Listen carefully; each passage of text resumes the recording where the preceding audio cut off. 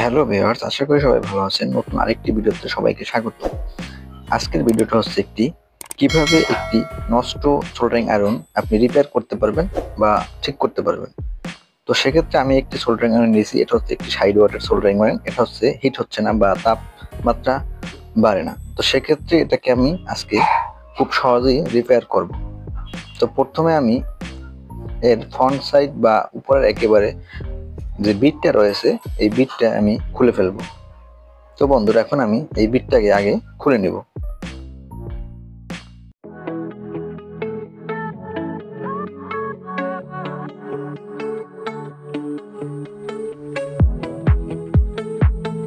Little early for a late night.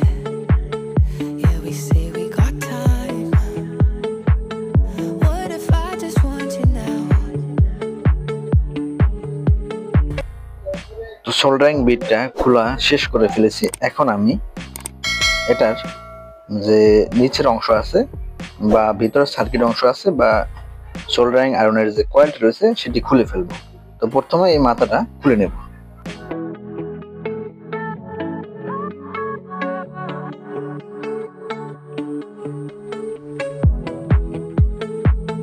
Little early for a late night. Yeah, we say we got time.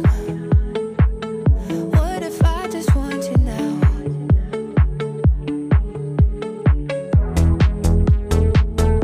I would chase you across the এখন আমি বোর্ডের যে উপরের অংশ সেটি খুলে ফেললাম। এখন এই যে ভিতরে একটি সার্কিট রয়েছে সেটি বেরিয়ে আসছে।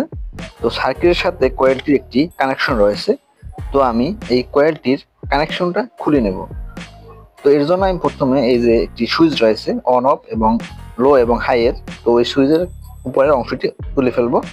এরপর আমি একটু সামনের দিকে বের করে নেব সার্কিটটি। তো এখন আমি এটি কানেকশন থেকে আলাদা করব। যে কয়েলটা এখানে দেয়া আছে ওই কয়েলটাকে আমি আলাদা করে নেব। এখানে আমি অন্য একটি সোল্ডারিং আয়রনের মাধ্যমে এটি খুলে নিতে হবে। তো সহজেই এটি খুলে নিব।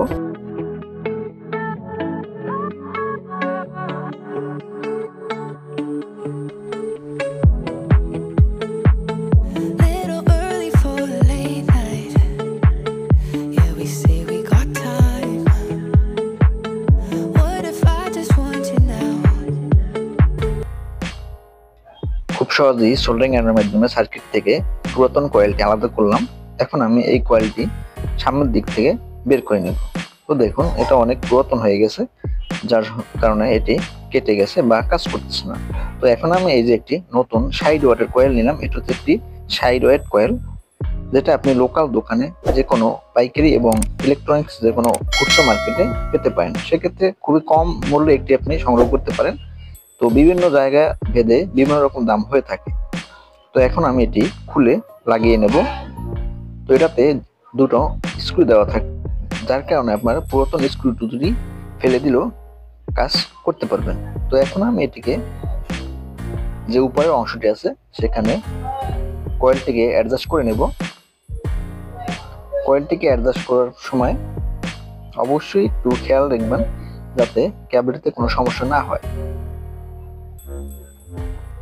কয়েলটি সেট করার পর এখন আমি স্ক্রু লাগানোর আগে অবশ্যই বিটটি লাগিয়ে নেব। বিটটি লাগানোর পর তারপর দুই সাইডের যে স্ক্রু রয়েছে সেটি লাগিয়ে নেব।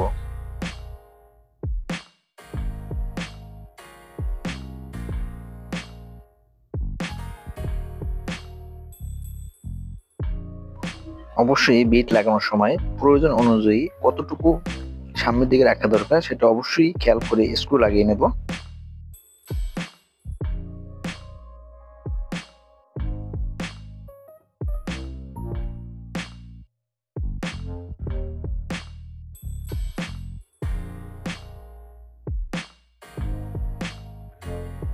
তো ভিউয়ার্স, এভাবে প্রতিনিয়ত ভিডিও পেতে হলে অবশ্যই আমার চ্যানেলটি সাবস্ক্রাইব করে সাথে থাকবেন এবং কমেন্ট করে বিভিন্ন ভিডিও সম্পর্কে জানাতে পারেন, যেগুলো আমি পরবর্তীতে ভিডিও আকারে দিয়ে দেব।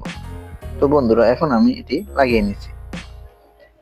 তো আমার সোল্ডারিং আয়রনের কয়েলটি সেট করা পুরোপুরি শেষ হয়ে গেল। এখন আমি এটাকে সার্কিটের সাথে লাগিয়ে নেব। তো এক্ষেত্রে বেশিরভাগ সোল্ডারিং আয়রনে অনেক সময় সার্কিট থাকে না, নর্মালি কেবলের সাথে কানেক্ট করতে হয়। তো আপনারা যদি এই ধরনের সোল্ডারিং আয়রন হয় সেক্ষেত্রে আপনি কেবলের সাথে কানেক্ট করে নেবেন, তখন আপনাকে সোল্ডারিং আয়রন ইউজ করতে হবে না। তো এখন আমি এটাতে সোল্ডারিং আয়রনের মাধ্যমে সার্কিটের সাথে কয়েলের যে দুটি প্রান্ত রয়েছে প্রান্ত দুটি লাগিয়ে নেব। তো অবশ্যই এই প্রান্ত দুটি লাগানোর সময় কোনো প্লাস এবং মাইনাস চেক করতে হবে না। কয়েলের প্রান্ত দুটি লাগানোর আগে একটু সার্কিটে আমি লিড লাগিয়ে নিলাম, যাতে এটাতে খুব সহজে সোল্ডার করতে পারি। তো এভাবে আপনারা খুব সহজে এবং সাবধানতার সাথে কয়েলটি সার্কিটের সাথে স্থাপন করবেন।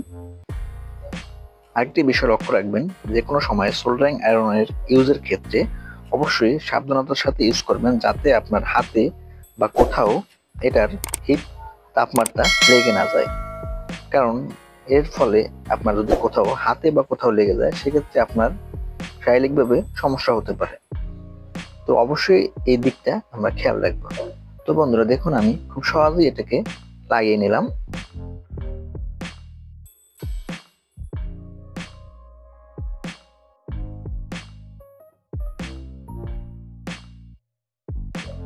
কেবল দুটি লাগানোর পর আমি একটু সোল্ডারিং আয়রন এবং লিড দিয়ে এটিকে খুব শক্তভাবে লাগিয়ে নিলাম, যাতে পরবর্তীতে ছুটে বা ছিঁড়ে না যেতে পারে।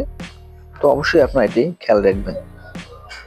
তো বন্ধুরা, এভাবে প্রতিনিয়ত ভিডিও পেতে হলে অবশ্যই আমার চ্যানেলটি সাবস্ক্রাইব করবেন। তো এরপরে আমি এই যে দেখুন, সার্কিটটি বা কয়েলটি পুরোপুরি লাগানো প্রায় শেষ।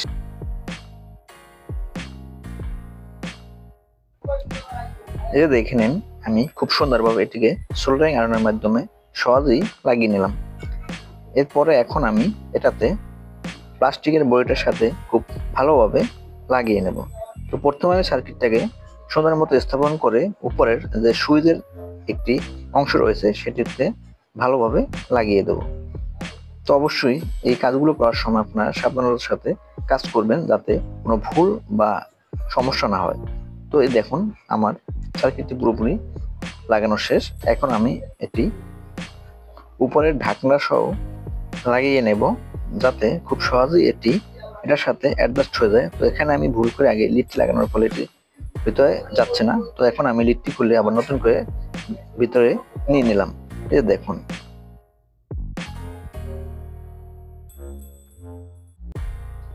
কালো অংশটি আমি এটার পজিশন অনুযায়ী বসিয়ে নেব, যাতে স্ক্রুগুলো লাগাতে আমার খুব সহজ হয়। তো এই যে দেখুন, আমি খুব সহজভাবে এটিকে লাগিয়ে নিলাম। তবে বিভিন্ন রকমের সোল্ডারিং আয়রনের ক্ষেত্রে বিভিন্ন রকমের এটার বডি ফিটিংস থাকে, তো সেই অনুযায়ী আপনারা লাগিয়ে নেবেন।